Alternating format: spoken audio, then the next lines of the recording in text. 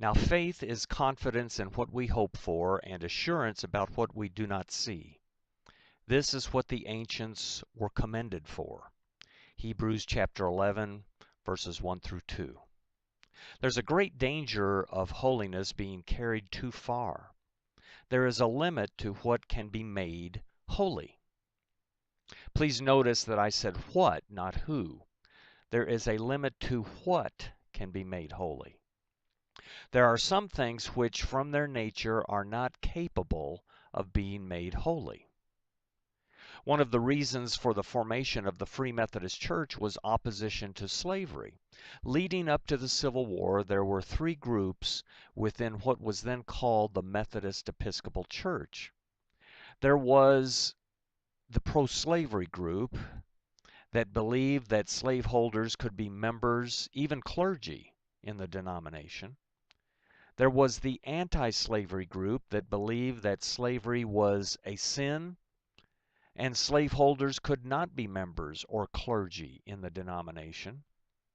And then there was the accommodation group that wanted everyone to get along. The focus of this group was preserving the institution, the denomination, not taking a stand on an important moral issue. The pro-slavery group broke from the Methodist Episcopal Church in 1844 to form the Methodist Episcopal Church South. Through the 1840s, 1850s, and 1860s, the anti-slavery group broke from the accommodation group. Free Methodists were one of the denominations that formed out of the anti-slavery group within Methodism. The Free Methodist Church formed because of the belief that some things in society could not be accommodated by the church. Some compromises could not be made with culture. Some things could not be made holy. Slavery, for example. There is a limit to what can be made holy. Slavery, pride, idolatry. And it's not my purpose here to go down a list of things that cannot be holy, what accommodations to society that may not be made by the church. I simply want to place before us the principle that some things cannot be made holy. But let me also restate that all persons can be made holy. A slaveholder, for example, may be made holy and as a result free the slaves he or she owns. A prideful person may be made holy and become humbled, and so on. The effort for the church to accommodate, to try to make holy things that should be put away, results in the corruption of the church. When the church seeks to accommodate society, the result always has been that the church becomes more like society rather than society becoming more like the church. There are some things that we, the church, can accommodate. For example, we have several holidays coming that blur the lines between society and religion. And in them, society can encourage the church to accommodate and compromise. Halloween can be a fun time for families and neighbors within limits. Often churches have events for members and guests. This day has its roots in medieval European Christianity. At times, the imagery and activities can become, though, a celebration of evil. Veterans Day is often celebrated, or at least noted, by churches. It's appropriate for the church to honor and memorialize sacrifice, commitment, loyalty, values, but it should not lapse into a celebration of war. Thanksgiving is a national holiday, but it certainly has religious significance. Most churches recognize this period as a time of giving thanks to God. Christmas, of course, has its roots in the celebration of the birth of Christ. It's time of the year, and many of the symbols come from pagan cultures. They were made holy, so to speak, by the early church. New Year's Eve is an event celebrated in all cultures. There's some good theology in the idea of a fresh start. John Wesley had a liturgy called a watch night service for the gathering of his Methodists on New Year's Eve. Wesley took a social event and made it an event for his Methodists. There are some things that the church can accommodate and share with society, within limits. There are other things that we may not and cannot make holy. It is when the church stands opposite to society that the church is at its best and strongest. Accommodation to society weakens the church. Standing strong in the faith strengthens the church and individuals. If indeed we want to follow the lead of Jesus Christ and live a life of holiness before God and toward others, it will be helpful that we have some examples of how to live in this holy way. Has this path been marked for us? I do not want to stumble around with holiness. It may be exciting to go where no one has gone before, but it is easier to follow a path that has already been taken, to have examples. There have been those who have experienced holiness and give us examples. They've not been honored by society. Generally, they were persecuted and despised. Their true characters were understood and appreciated only by a few. But they've left an example of holiness for us. Let's look at a few from the Bible. Abel is an example of holiness in the Bible. We know very little about Abel, but this we are told, that he brought of the first of his flock to God. He found favor and acceptance with God. We read in Hebrews, by faith Abel brought God a better offering than Cain did.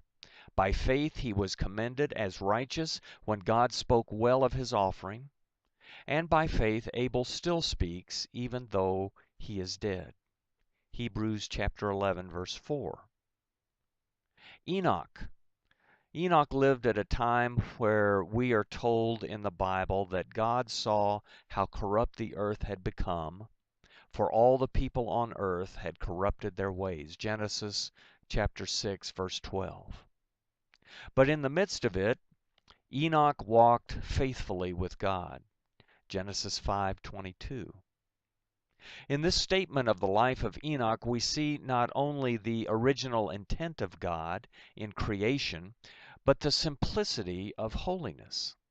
Enoch did not accommodate the corruption around him. He walked with God, an intimate, personal, and loving relationship with God. Enoch exemplified holiness in all of his life. He certainly knew all the cares and trials that pressed on him and his family, but his patience, his faith, his courage never gave out. As years passed over him, he did not accommodate his life or his message. He stayed true to God. He did not hold his peace in the presence of corruption. The letter of Jude in the New Testament, we read this about Enoch. Enoch spoke God's message to them. See, the Lord comes to judge everyone and to convict all of them of all the ungodly acts they have committed in their ungodliness, and of all the defiant words ungodly sinners have spoken against him. Jude 14 and 15. This passage expresses not only the wickedness of the times, but also the faith of Enoch. Then we read this simple summary of Enoch's life. Enoch walked faithfully with God. Then he was no more, because God took him away. Genesis 5:24. The letter to the Hebrews interprets what Genesis says about Enoch and also shows us what we should learn from this holy life. By faith, Enoch was taken from this life so that he did not experience death. He could not be found because God had taken him away. For before he was taken, He was commended as one who has pleased God.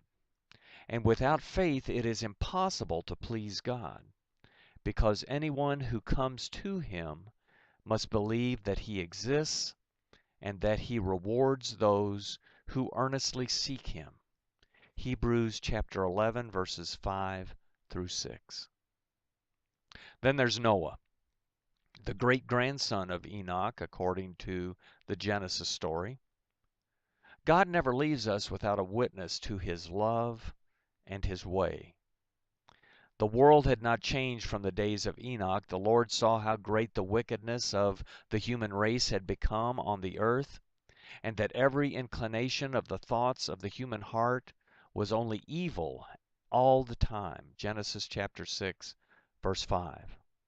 In the midst of this moral corruption, Noah had all the elements of true holiness. Noah's friends and neighbors, relatives and acquaintances had all forsaken God. Every gathering was a sinful gathering. Every person was sinful. To go against the current of corruption required moral energy, and Noah had energy. God can give us the same energy.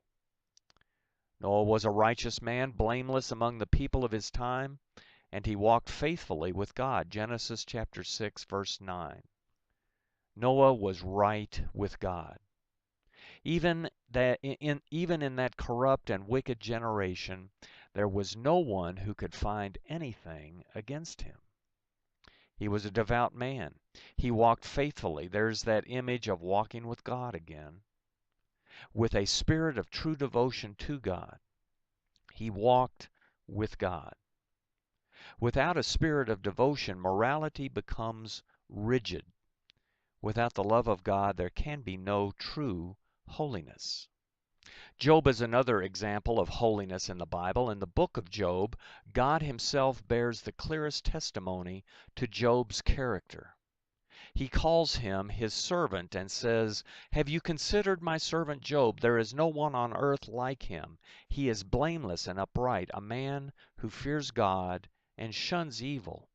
Job chapter 1, verse 8. Job was uniquely blameless and upright. He feared God and shunned evil. What a wonderful characterization of holiness in a person. And I like that word upright. Job could stand up straight and tall, not cowering or hiding, before God and among humanity. No one could find blame in him. He feared God, took God seriously. He kept evil at a distance. In this masterful piece of early Hebrew literature, Job describes himself, "My foot has held fast to God's path. I have kept his way and not turned aside. I've not departed from the command of his lips. I have treasured the words of his mouth more than my necessary food." Job chapter 23, verses 11 through 13. And then Job adds this, "I would be dismayed at God's presence. When I consider, I am terrified." Job chapter 23, verse 15. There can be no true holiness without fear of God. The faith, the relationship with God that leaves fear of God out is weak and always gives way under pressure. He avoided sin. This follows as a natural consequence of fearing God. Through love and faithfulness, sin is atoned for. Through the fear of the Lord, evil is avoided. Proverbs 16, verse 6. Jonathan Edwards, a Massachusetts preacher during the early 1700s, is credited with setting the spark of revival that became the first Great Awakening of 1730 to 1735. He set this spark from his pulpit in Northampton. In 1741, Jonathan Edwards preached and published what is considered the essential statement of this Great Awakening, and a classic of American literature, "Sinners in the Hands of an Angry God." This meek, bookish, soft-spoken, and nearsighted pastor said this, There is nothing that keeps wicked men at any one moment out of hell but the mere pleasure of God. Fear of God is essential to holiness. Holiness does not stop there. If it were, it would simply be paranoid legalism. Holiness is expressed in love for God and for others and for self. Job exemplified holiness in all the relations of life and under the most trying circumstances. Under the accumulation of trials, Job's faith in God never for an instant gave way. He maintained his fidelity to God to the last. Holiness is not just present in the old stories of the Bible. It is present today. We may experience holiness. It runs all through the New Testament that God's love is a present reality. It is something that is experienced and enjoyed from day to day. It is not lost to the past, and it is a great mistake that many professing Christians make. Holiness is not just present in the old stories of the Bible. It is present today. We may experience holiness. It runs all through the New Testament that God's love is a present reality. It is something that is experienced and enjoyed from day to day. It is not lost to the past, and it is a great mistake that many professing Christians make, that we will only experience God's love in the future, and that God will make us holy sometime long from now. You can taste the holy life now in the peace of God that passes all understanding when He reigns in your heart. But if we walk in the light as He is in the light, we have fellowship with one another, and the blood of Jesus Christ, His Son, purifies us from all sin. 1 John chapter 1, verse 7. Resolve to be holy.